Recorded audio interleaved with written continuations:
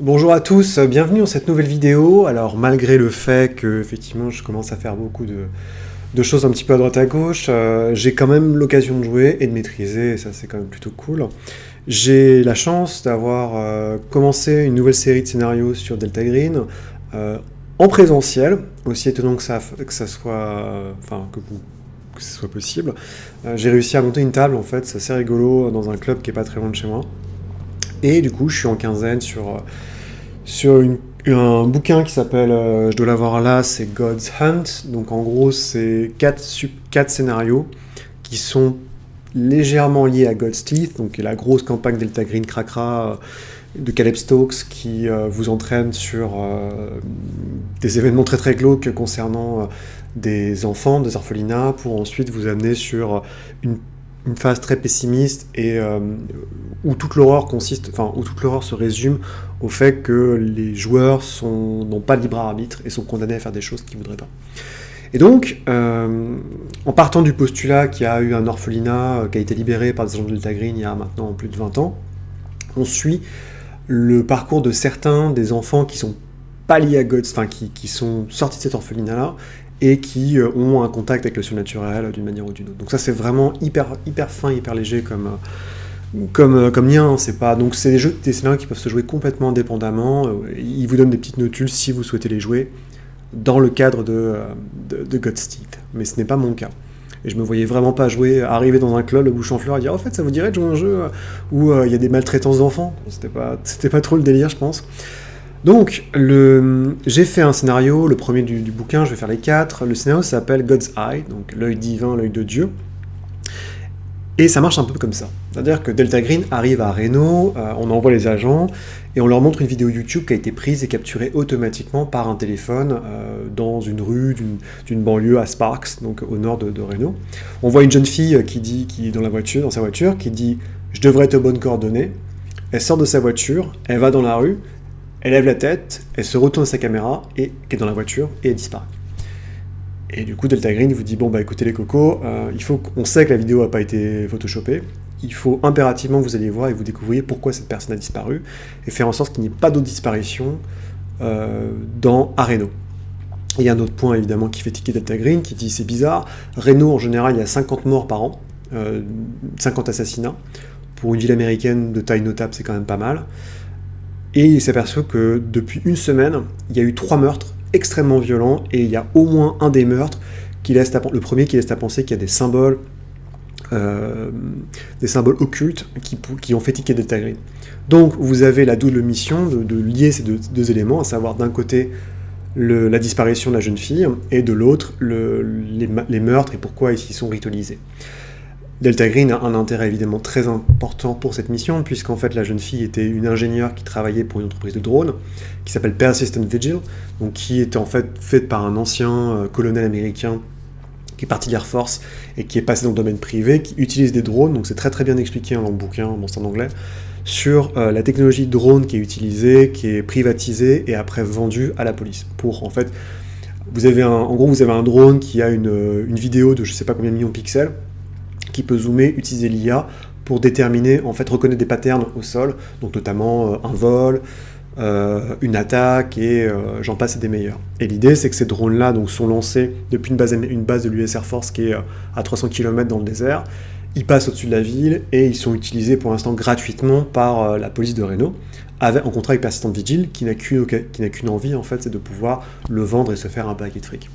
Donc, Delta Green étant quand même plutôt cool sur le cas, ils vous disent, vous inquiétez pas, puisqu'ils sont des contracteurs, Persistent Vigil, ce sont des contracteurs avec le ministère de la Défense, vous avez fait des fausses identités, et vous êtes des types du ministère de la Défense qui viennent pour s'assurer que tout est en ordre et qu'il n'y a pas de soucis. Donc l'occasion est parfaite. Et l'autre truc qui est vraiment bien au début du scénario et qui est très intelligent, c'est qu'en fait personne, à part Delta Green, ne sait que la femme a disparu, enfin que la jeune fille a disparu, puisqu'elle n'avait pas de mari ou de partenaire et compagnie. Donc ça c'est vraiment bien, c'est-à-dire que vous avez deux buts en blanc.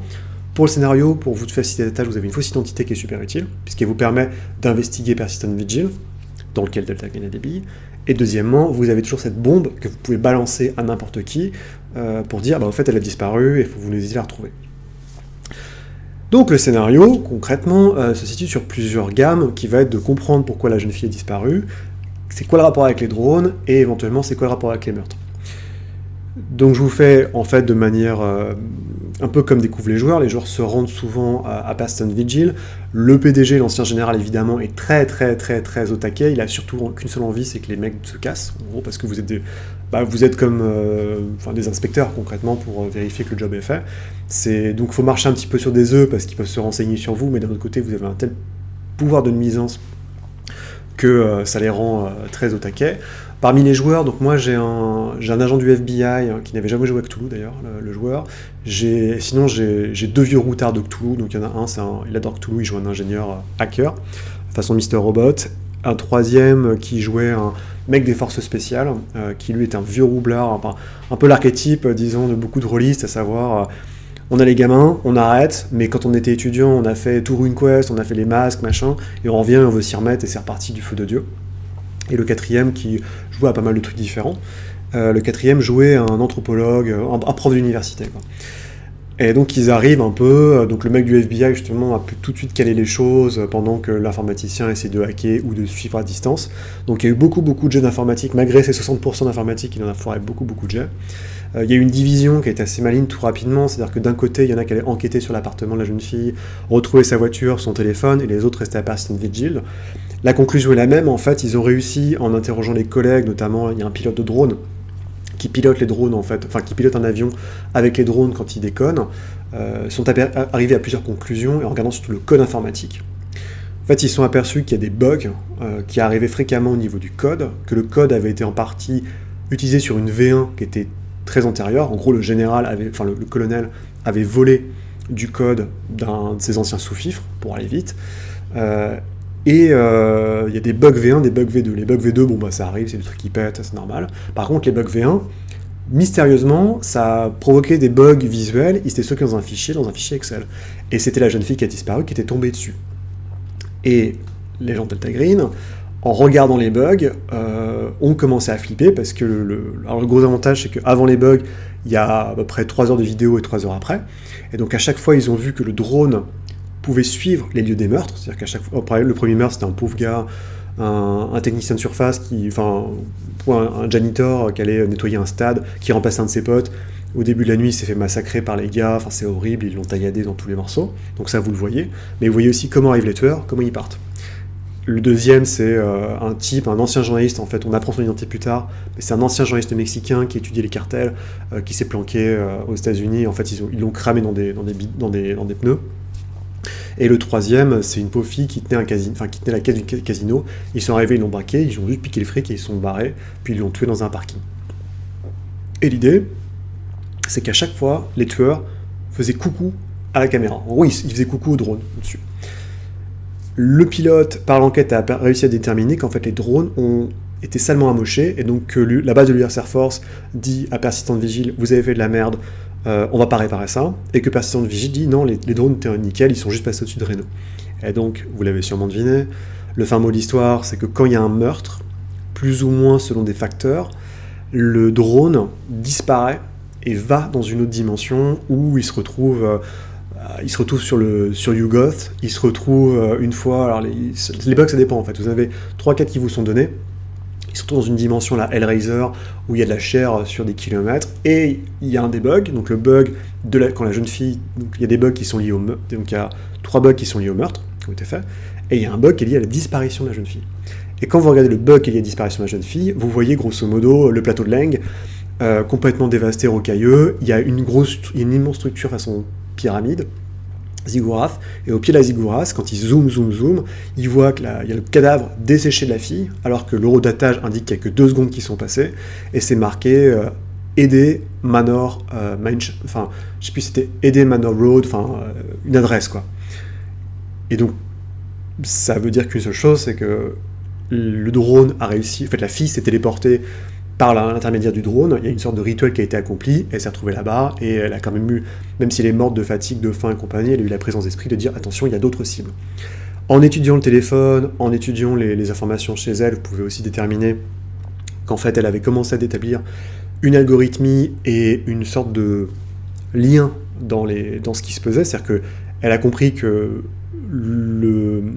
les motifs dans l'évolution du code, les motifs du drone, font qu'il y aurait forcément 2 meurtres supplémentaires, qu'elle n'arrive pas exactement à cibler. Donc elle a l'adresse, c'est là où elle allait, elle a disparu, mais elle n'a pas la date. En gros, vous avez une échéance sur 2 jours, genre ça peut être le 30 le premier, ou le 1, le 2, le 3 pour les 2 dates. Donc les joueurs doivent enquêter pour comprendre ce qui se passe.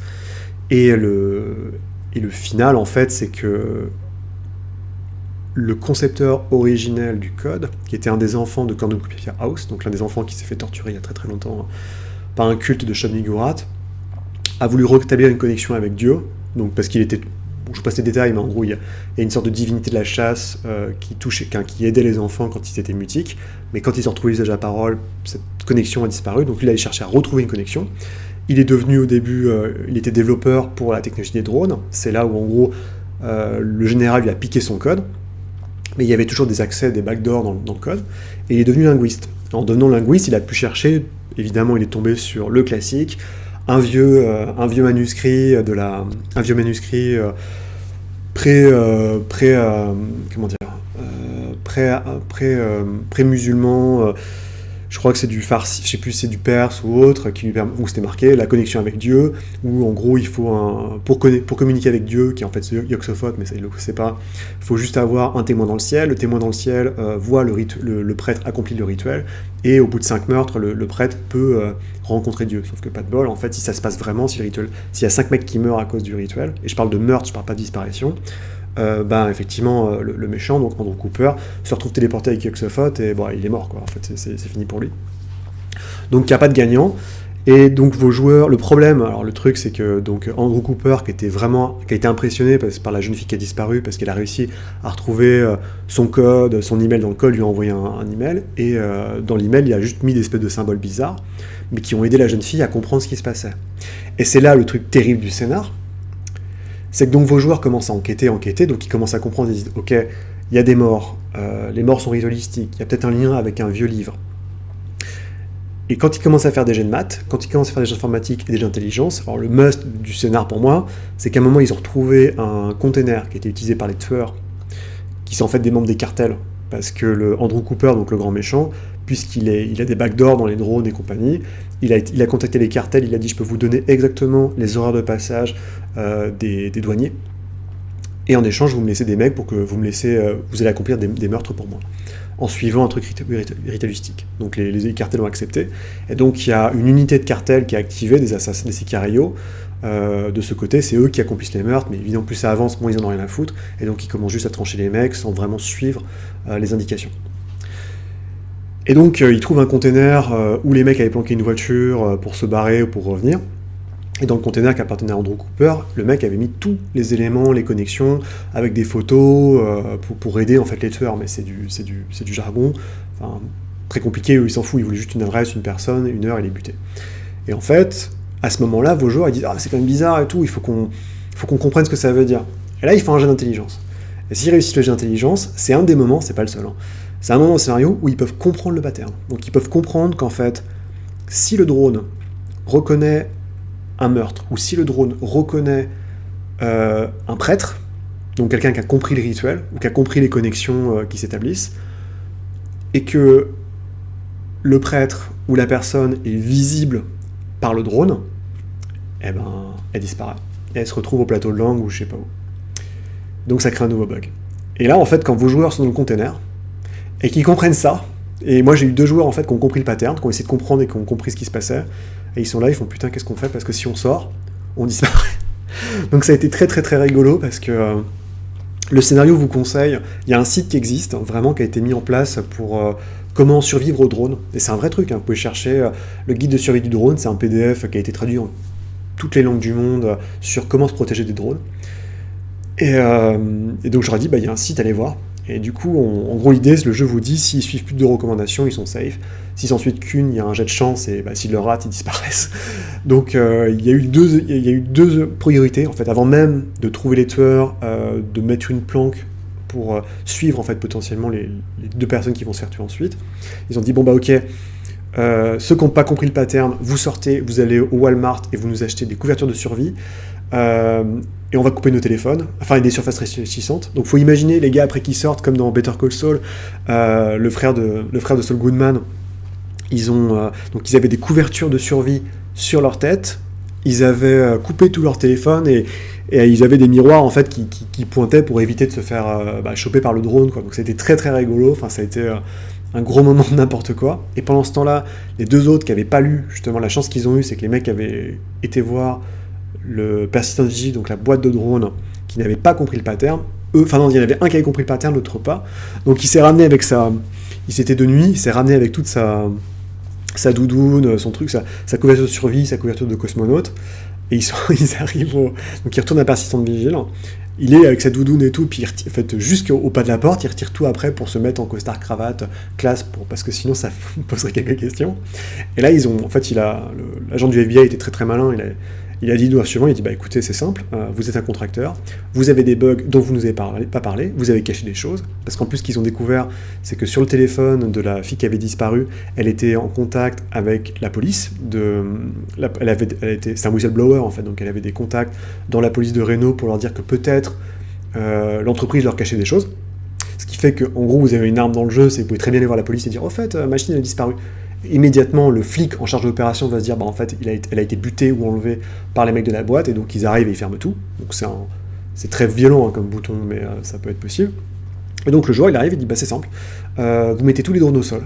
Il ne décolle plus tant qu'on n'a pas eu une inspection externe qui est venue pour au moins une semaine. » Donc évidemment, le type va chercher à contre-attaquer, mais si vous avez l'administration, si vous avez la persuasion, il peut rien faire de toute façon. Donc le gars, donc il va être très véhément parce qu'évidemment c'est un ancien militaire, mais c'est un pourri. Enfin, le mec est clairement pas clair.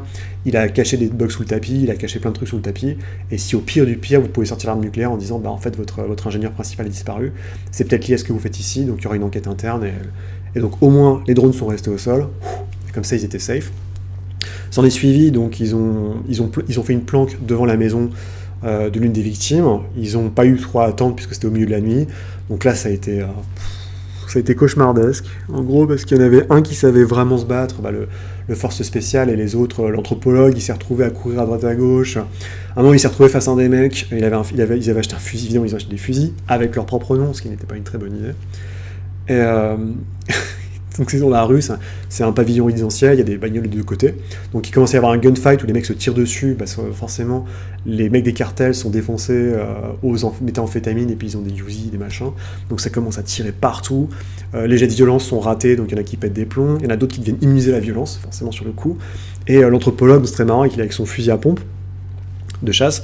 Et il va à côté d'une voiture, il y a un autre mec, un des mecs du cartel qui arrive à côté de lui, prêt à le surprendre. Il tire avec son fusil à pompe, le joueur, pas de bol, échec critique, l'arme tombe, et le mec du cartel commence à essayer de lui mettre un grand coup de machette dans la tronche, et là il y a le mec des forces spéciales qui voit ça, il l'aligne, parce que c'est au milieu de la nuit en fait, il l'aligne à 500 mètres, et il y a la tête qui explose sur le pauvre anthropologue, enfin c'était horrible, c'était un cauchemar. Il y a deux joueurs qui se sont pris une volée de Uzi, donc ils ont commencé à pisser le sang. La voiture de location qu'ils ont pris pour sortir, je sais pas par quel miracle elle a tenu, mais ils ont réussi à leur jet de chance à la maintenir, et donc ils étaient en train de pisser le sang sur la bagnole. Ils ont amené la bagnole dans le désert pour la cramer, évidemment, donc l'assurance, je sais même pas comment ça a marché. Ils ont dit ouais, il y a des méchants Mexicains qui nous ont volé des voitures, ce qui est une demi-vérité. Et en fait, ils sont restés dans la chambre d'hôtel en train de moitié de crever, parce qu'évidemment, ils n'ont aucune compétence en soins. Donc j'étais sympa, je leur ai dit qu'ils pouvaient... Enfin, ils m'ont demandé si Delta Green pouvait pas leur fournir quelque chose, ils ont réussi un jet d'administration. Et en gros, il y a un médecin off the book, donc un médecin illégal qui est venu pour les soigner, pour au moins les stabiliser, parce que je rappelle, Delta Green, la récupération c'est très long et très violent. Vous pouvez potentiellement récupérer un des 4 de points de vie si vous réussissez un jet de constitution durant 8 heures de sommeil, mais sinon il faut aller à l'hôpital, enfin c'est très très compliqué, quoi. Donc ils ont réussi le lendemain à se relever en disant mais il faut quand même qu'on trouve, parce qu'ils ont piqué un des téléphones des mecs, un des burners, et ils se sont aperçus qu'il y avait un commanditaire, qu'ils ont remonté la trace. Le commanditaire était en fait un ancien chef des cartels qui avait buté un pauvre Mexicain qui tenait un diner. Il l'avait mis dans le mur derrière le placo de la maison. Et bon, les joueurs sont arrivés, ils ont compris le truc, ils l'ont appelé avec le téléphone, ils l'ont intercepté, et ça c'est pas mal dans le scénario. Le gars se rend tout de suite. En fait, il dit moi ça sert à rien, j'ai plein d'infos, j'ai toujours voulu vivre aux États-Unis, donc envoyez-moi à la police. et je dirai tout ce que je sais, il n'y a pas de souci. Donc il y a un moment, ils ont vraiment hésité à le buter. Vraiment, ils sont allés dans le désert, ils ont dit mais est-ce qu'on le bute ou pas? Enfin, ça a été très compliqué. Ils ont choisi de le laisser à la police, ils ont retrouvé le corps du pauvre gars qui s'est fait flinguer, et tous les documents. Et notamment, là, c'est là où le type a craché l'identité du... Parce que quand les 5 meurtres devaient être faits, il devait rejoindre Andrew Cooper. Et donc la fin du scénar, c'est vous arrivez chez Andrew Cooper, vous attendez à ce que ça soit un forcené, un psychopathe, un fan de flingue, et en fait c'est juste un pauvre type qui est défoncé au méthamphétamine, qui a 25 piges, qui est squelettique, et le seul truc qu'il vous demande, c'est est-ce que c'est fait? Et les joueurs disent bah non, c'est pas fait. Et en fait, il se laisse faire, il raconte tout son plan, donc l'histoire de la connexion avec Dieu, machin, et ce truc qu'il dit en fait à la fin, c'est bah j'aurais aimé connaître Bridget, donc la fille qui a disparu parce qu'elle avait l'air très intéressante. Et évidemment, Delta Green vous dit ne le tuez pas. C'est un asset, c'est un atout, donc il faut qu'on le ramène à Delta Green. Là, il y a une grosse question des joueurs, où en gros, il y avait un des joueurs qui voulait lui foutre une balle dans la tête, parce que c'était quand même le mec qui a dirigé tout ça. Mais ils ont fini par résister à l'impulsion. Il y a eu du débat, ils ont laissé Delta Green l'embarquer, et en gros, le scénario s'est fini comme ça. Donc ça s'est pas trop mal passé. C'est un scénario où il y a eu quelques fous rires, c'était assez chouette. Le coup du drone qui peut vous buter, enfin le drone qui peut vous faire disparaître, c'est absolument génial. Mais comme ils vous disent, par contre dans le bouquin, il faut être extrêmement clair avec les joueurs pour que justement on soit pas dans un mode haha et tout, je t'ai eu, tu savais pas. Non, c'est pas aléatoire en fait. C'est vraiment quand vous avez compris le rituel, quand vous avez compris le système, oui là vous êtes vraiment dans la merde. Mais vous pouvez le deviner parce que vous savez que la personne que vous recherchez qui a disparu de cette manière-là et qu'elle avait compris les mêmes éléments que vous. Donc en tout cas, c'était un super scénar qui a eu un petit problème en fait, c'est que quand j'ai dû expliquer l'histoire d'Andrew Cooper et de la maison Cornuccia, donc qui est le point de départ de God's Teeth, donc l'autre campagne, les joueurs étaient là, genre mais putain, ça a l'air génial et tout, il faut qu'on en sache plus quoi, parce que ça a l'air d'être le fil de la campagne, et j'étais super gêné parce qu'en gros j'ai fait une pause, je dis écoutez, je vais vous en dire un peu plus sur la campagne, mais je la ferai pas jouer, et ça c'était un peu l'élément de frustration, et c'est ça qui est le truc qui est très bizarre avec cette campagne. Donc en fait c'est pas une campagne, c'est 4 scénars avec un thème extrêmement fort à chaque fois, donc la police, les drones, la marijuana, et les applications. Mais il y a quand même le fait que dans chaque scénario, il y a un des enfants de Cornucopia House qui est présent, et ça pour les joueurs, ils ont envie de savoir, parce qu'ils ont besoin d'avoir un élément qui les lie à une histoire comme ça, donc c'était un peu la petite frustration, donc je leur ai juste passé un lien vers la vidéo que j'ai fait sur God's Teeth, mais je me voyais pas... je vais faire God's Teeth en distanciel, mais je me vois pas, moi, venir dans un club avec des gens qui me connaissent ni d'Anne ni d'Adam, ils m'ont vu une ou deux fois, et arriver et dire écoutez les gars, on va faire une campagne, ça va être génial, ça va être sur des clandestins, des enfants qui seront torturés, vous allez voir, ça va être super, quoi. Non, j'ai pas la force, quoi. C'est vraiment un truc, j'ai pas envie de passer pour un taré, ça va. Mais en tout cas, voilà, le scénario était vraiment très très marrant, c'est bien marré, on l'a fait en 2 séances à peu près, ça se fait très bien. Encore une fois, faut jamais oublier, c'est que Delta Green est quand même beaucoup plus procédural comme une série télé et administrative que l'Appel de Cthulhu. L'Appel de Cthulhu, il y a vraiment de la recherche, on a des 20, mais là, vu qu'on est vraiment au firmament de l'administration américaine et que vous jouez tous des mecs qui sont intégrés d'une manière ou d'une autre au gouvernement américain, vous devez passer la paperasse, cacher vos traces, on est en plus au temps moderne, donc dès que vous mettez vos papiers, dès que vous passez un coup de téléphone et machin, si vous n'avez pas un informaticien, un mec qui peut vous baquer, c'est compliqué. Surveiller un mec physiquement, c'est toujours la meilleure façon d'avoir des informations, mais c'est le plus dangereux. Donc il y a toujours l'idée que vous pouvez utiliser épier ses conversations téléphoniques ou ses emails ou autres pour éviter tout contact avec la personne. Et ça, c'est un exercice qui est très très difficile, je pense, pour les joueurs à contrôler. Mais en tout cas, ça fait tout le sel, évidemment, du jeu, qui reste phénoménal. Et vraiment, le scénario est bien, le scénario est vraiment carré. J'ai très très hâte. Alors le deuxième, là, le prochain, c'est God's Breath, donc le souffle divin. Où là, je pense que je l'ai lu 2-3 fois, mais c'est assez rock'n'roll. C'est un scénario qui est beaucoup plus complexe. En tout cas, si vous cherchez un scénario de Delta Green, qui est simple, qui est très bien balisé, n'hésitez pas. God's Eye, il est vraiment bien. Peut-être modifier un peu la fin pour justement ne pas lier le type à Cornucopia House ou faire une histoire qui vous tient plus à cœur, j'en sais rien. Mais en tout cas, c'est vraiment... c'était un très super, je me suis beaucoup amusé. Et voilà, donc c'est ce que je pouvais vous dire sur God's Eyes, en espérant que je continue sur ma lancée très bientôt. Allez, salut!